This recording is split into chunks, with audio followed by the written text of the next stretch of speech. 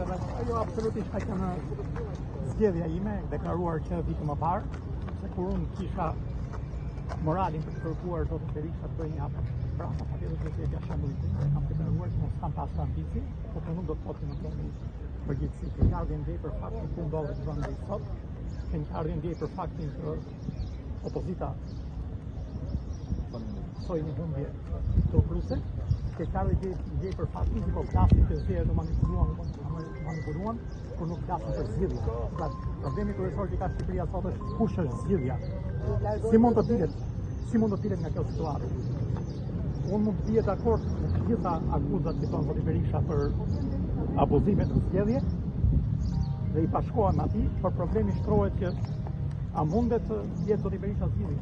Pra a mundet të largohet sipas logjikës zotit Berisha, zoti Rama që është i korruptuar dhe që ka manipuluar zgjedhjet, për të zëvendësuar nga zoti Berisha që si Departamenti i Shtetit ashtu dhe Ministria e Jashtme britanike e kanë shpallur pa dëshiruar për korrupsion. Një emër tjetër për kryesia të PD-s ka për momentin? Patjetër Partia Demokratike do të ketë zgjidhje.